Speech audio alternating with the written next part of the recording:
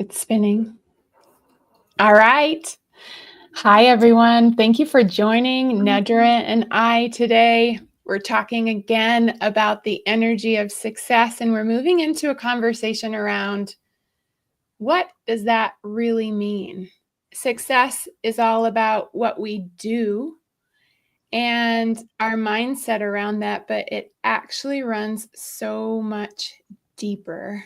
And for us as entrepreneurs and women leaders, we want to show up full and complete, tapping into all sources of our energy so that we can shine our light into the world, be the best selves of who we are. So, Nedra, tell me about how this energy of success runs deeper while I fix my mic. What is coming to me just to speak to people is like, this isn't easy.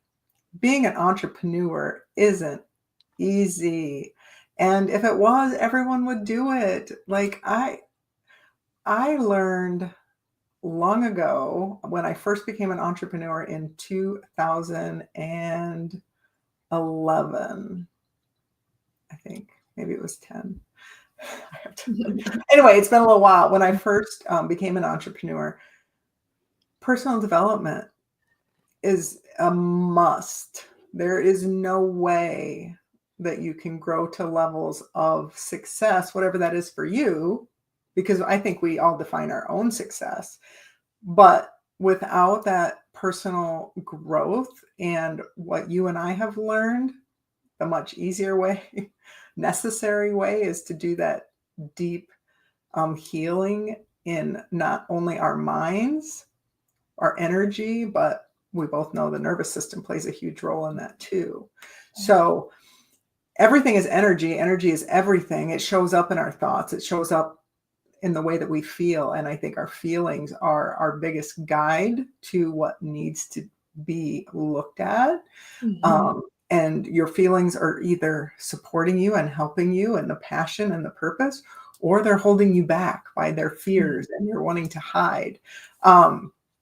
So I don't know if that's the direction you were going with our conversation, Tammy, but you know what? That's what was coming forward for me. I mean, that makes me think about a client that I had this week. And what I'm seeing and hearing from just people is these patterns of self-sabotage that we can take on in our lives.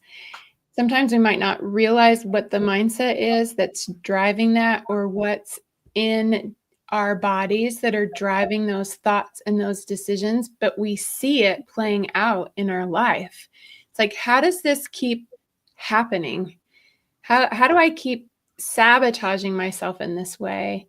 Where's the root cause of that? How do I get into that point and stop it from happening? Because catching the mindset or catching the action on the end of that process is not getting to that deep root cause. And that's what we're talking about. That's the path of my own healing, my own personal success, is getting into that root. So do you want to talk more about what that is for you and how you help people to find that root?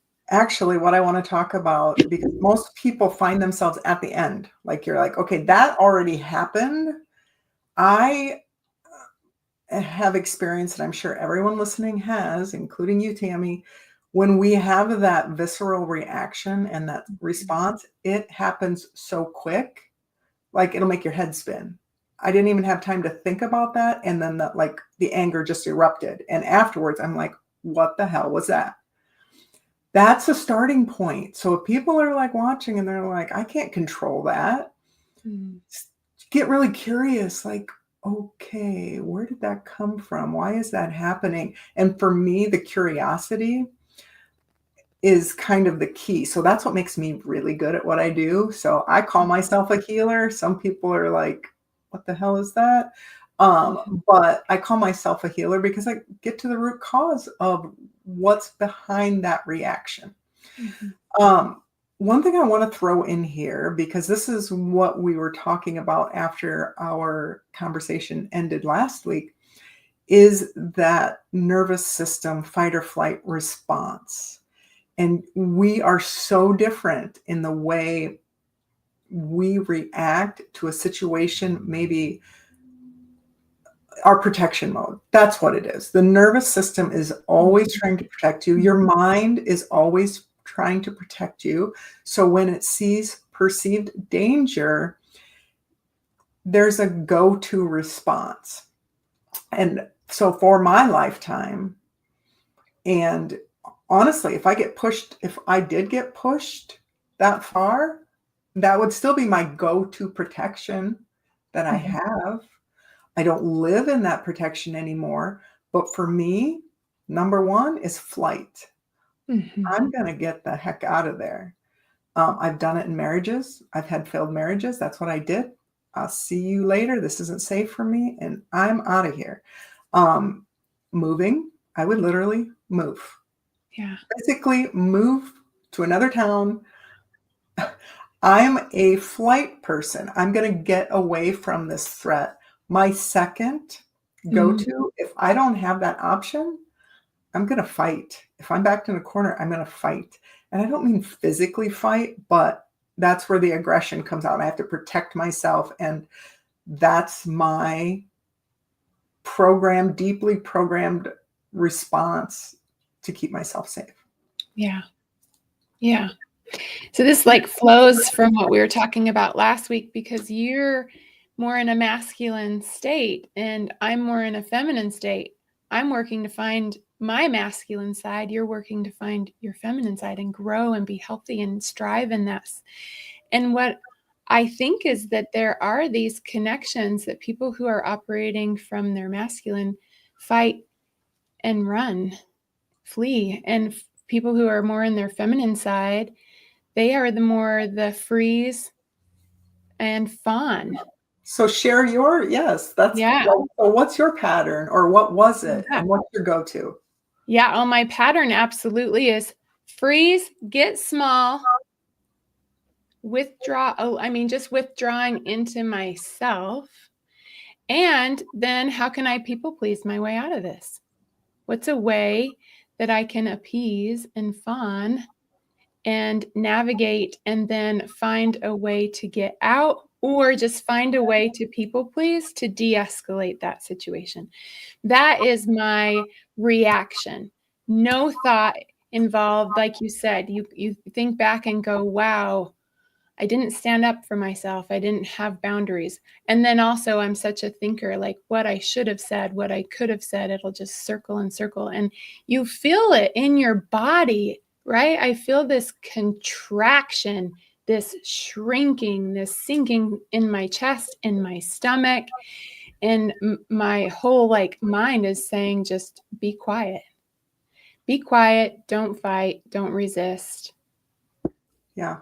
So it's so interesting, like now that we're having this conversations, and I think I do attract women to me. So business owners, healers, wellness leaders that want to grow their business. I help with the inner healing, as you know, just sharing that with the audience. I think that I do attract the women that want to step into a little more of that male action energy. And I think that kind of draws them to me. And I can also see, I don't know all of your clients, but I know you have more of a gentleness, more of a little mothering, loving energy. And I am sure you attract the people that need to soften that up and need to soften their masculine energy and need to embody that a little bit more. That's right.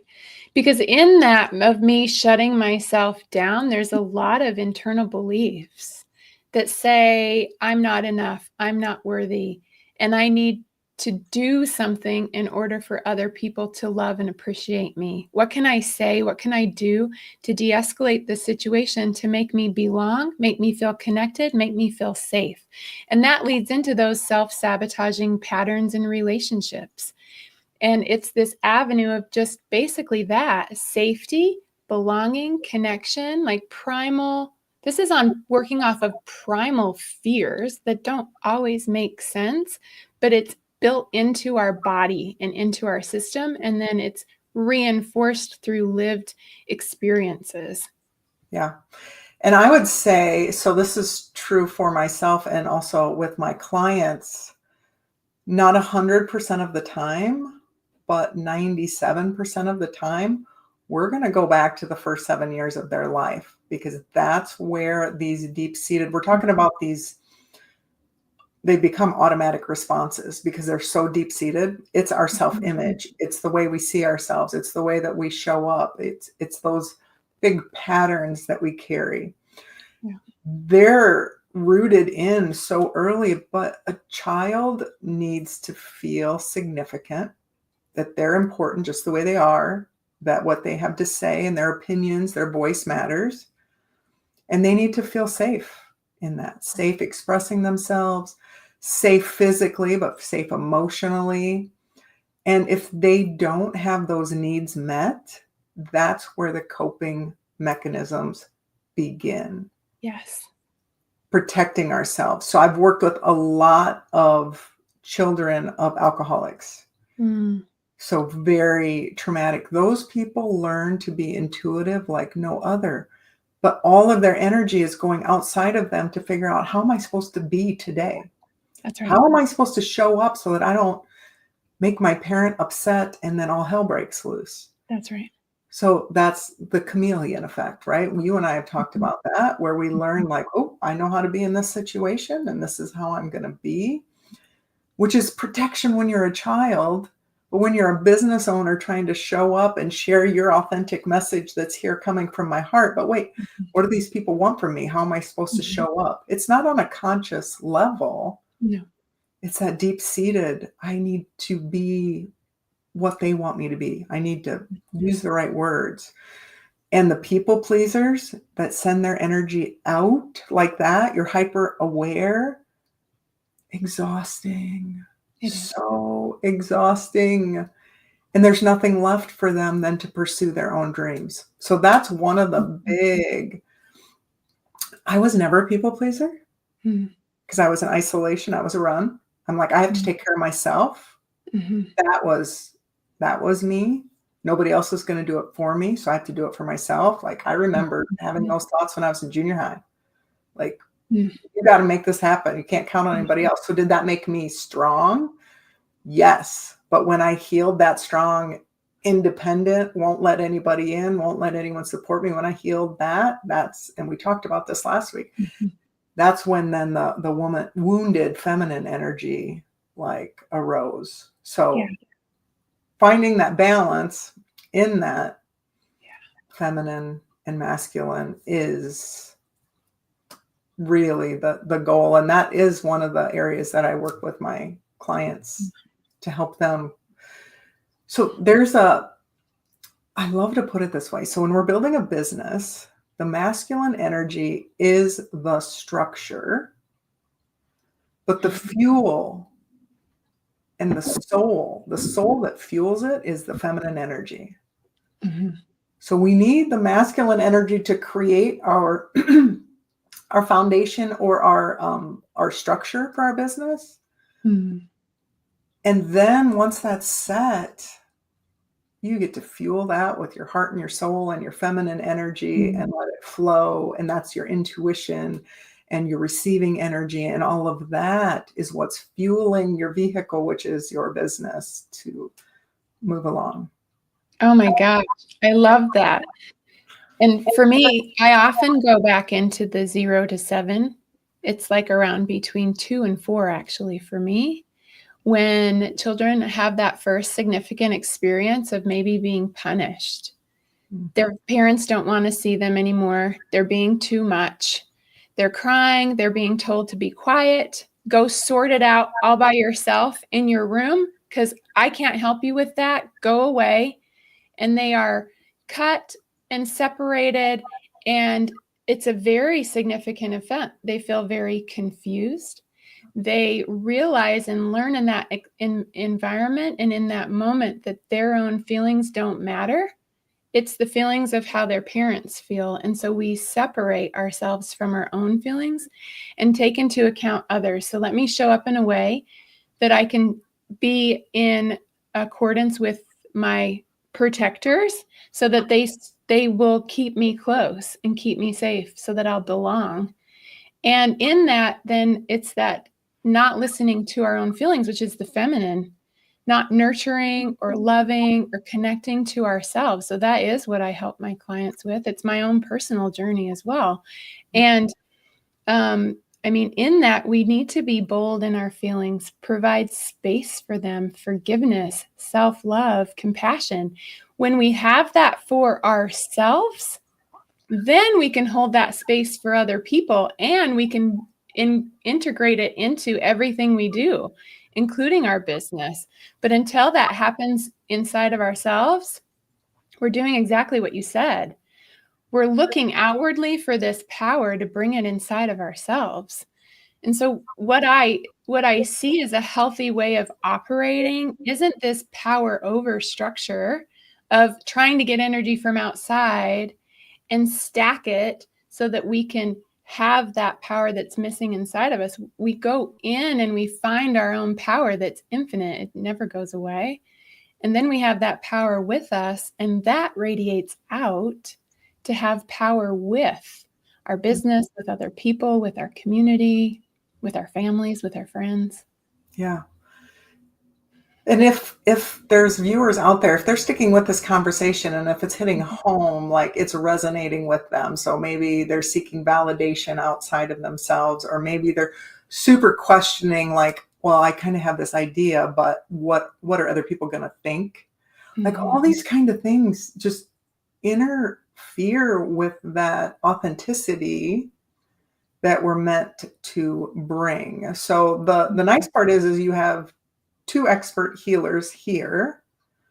I've worked with healers and entrepreneurs for more than a decade now, and I know the patterns that get in their way. And that's what I'm called to do, because I want to help other people make the impact that they're meant to make, but do it in a way that's fun and create a life that you love and find that balance and happiness and relationships, and to be able to really have it all, not just success in your business. And that probably comes from my struggles. I've struggled with relationships. I've struggled with making those deep connections in the past. So through my healing journey, that's become really important. I've hit success, but here we are back to talking about success, which is what we opened with. But I hit the 7-figure level of success, but it was just success as far as financial. I was lacking the relationships, the self-love, the balance, excuse me, in my life. And I think it's through our own healing journey that it really shows us what we're here for. Yeah. Yeah, you said earlier, like, maybe somebody's questioning, that sounds great for you, but you don't understand how I feel. Like, it's when I felt that way in the past before I did this healing, I describe it as being a complete puppet to my feelings and emotions, completely blended with my reactions, unable to really control my response and how I showed up. And through this healing work, I have a space, I have a choice, I have a response, not a reaction. And it is a process of going in deep, seeing what those early triggers were, healing them. It's like they're in our subconscious. Our subconscious is like a computer program. Imagine your computer being open for however old you are, and all of those significant events are windows that are open on your computer, and you've never been able to restart your computer. They are in the background constantly running. And this work that we do is we go and find it and close the window and restart the computer. Triggers go away. Yeah. You tap into your power of what you could own. Like for me, I had these like little glimpses of what that looked like. And then my feelings were driving the bus. And I joke and say, sometimes I don't even know if I was on the bus. I feel like I was like hanging on to the back bumper, like being dragged along, or like left in the last town and they were off on their own. You can get your power back by doing this work and turning your perspective from outside and looking inside. And it's something that's not meant to be done alone. We can only take ourselves so far, but the deep things for me that I needed to heal, I needed an expert to walk with me and help me along this journey. So know that these burdens that you carry, they can heal. You're not meant to have them forever. They're teaching lessons. They're stepping stones along the path. And you're not meant to do it alone. And it is possible. And what's really cool about our work is it doesn't have to take a long time. We have these processes that bring efficiency into this so you can really tap into yourself quickly. So it's funny talking about your feelings. I had one emotion only. It was anger. So it was just like right below the surface, or it was totally engaged. Like anger that's what I operated out of, but I grew up watching a father that operated primarily out of that. That's primarily the side that I saw of him at that point in his life when I was in those crucial years. And that's how I functioned for so long. But anger is really just covering up hurt. There's a lot of hurt, and I didn't want to feel any of it, so I stayed in anger. And I wanted just to touch on yours, like talking about needing that support. And Tammy and I work with each other because the things that I need to see, I can't see by myself. I can describe the pattern to Tammy and help describe, like, this is what's been happening. And then I get that other set of eyes to help me see it. And once it's identified, we both have the tools to clear it out. But to have another person like see your potential, see your greatness, and it's easier for an outside person, I believe, to see where you are in this pattern and see what you need to see and then clear this in between out. And that, I mean, with our level of experience in this type of work, we can do that much quicker than I could do, 6 or 8 years ago, the experience and the tools. And I want to bring up one other thing, because this is so funny. I was invited to a podcast and I filled out the intake form yesterday, but she asked one question. She's like, what tool do you wish you had for your clients to help them in their journey? And what came to my mind is I wish I could show, and this would be clients, but even prospective clients. This would honestly, not even my clients, everyone in the world, if I could show you a side-by-side of your future 5 years or 10 years, if you keep doing the same thing that you're doing right now, or if you do some of this internal healing work, because I don't think people realize how much energy they have wrapped up in protecting themselves, making an environment that feels safe, and how I can show up, but still being hypervigilant and watching everything else. It's exhausting.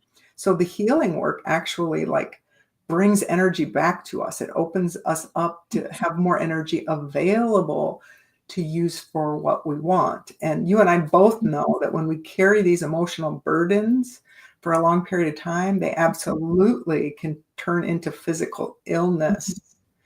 And so if I could show people the state that you're in, that emotional baggage that you're carrying, in another 5 years, and you got to realize there's more stress that gets dumped on top of it. Right.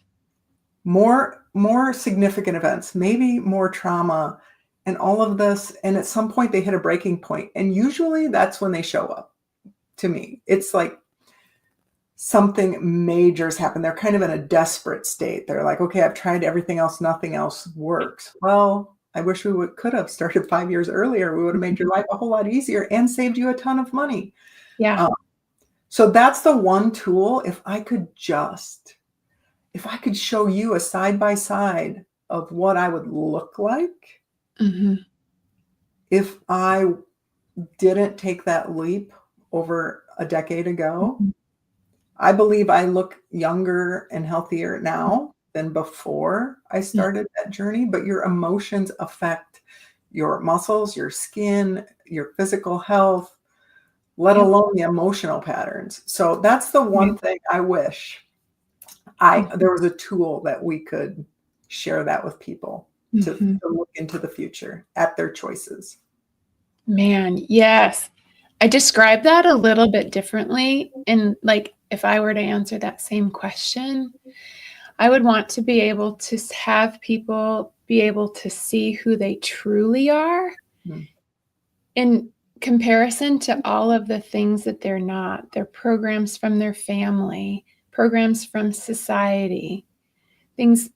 And all of this gets in the way, but it also just becomes so normalized. Our brains take in like billions of bits of information, and we can only like process so much of it, and it's operating off of those programs.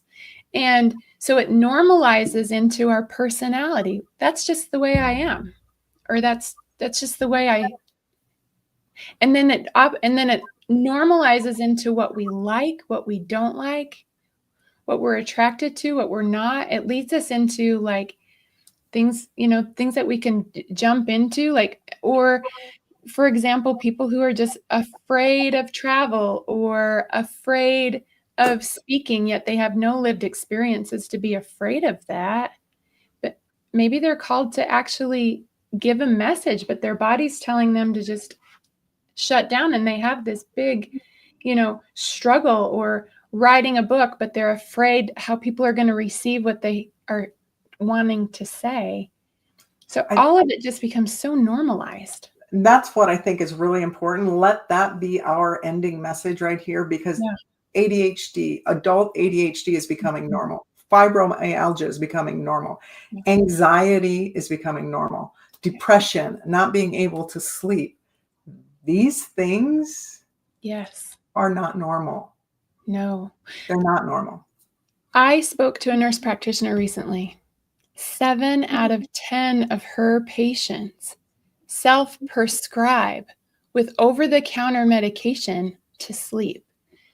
Benadryl, cold and flu medicine, like Advil PM or Tylenol PM. Those things are really dangerous for your organs to do on a sustained, like every day. They're meant to be for a short period of time. Your inability to turn off your mind and to be on this hyper stress state, which is leading to burnout in so many careers, is not normal. And we have the techniques to get to the root cause of that. Yeah. So please reach out if you're ready to move past any of those types of symptoms. Those are the extreme, but those are also, I see them on Facebook all the time, the comments and the feeds. And someone just posted yesterday about going to bed and I'll be up at 2 thinking about what the wrong thing I said 10 years ago, and 40 people agreed with it. And I was like, we have tools. Yes. To free you from that. So Tammy, it's been awesome again to have this conversation. And if you're watching and you have a topic you want us to talk about, like send us a message through social media, give us an email. We're just going to have these real conversations about our journeys, what's worked for us, and maybe some client experiences. But we'd love to hear from you. Yeah. Thank you so much for joining us. Thank you, Nedra, for this conversation. And I look forward to seeing you next week. Bye.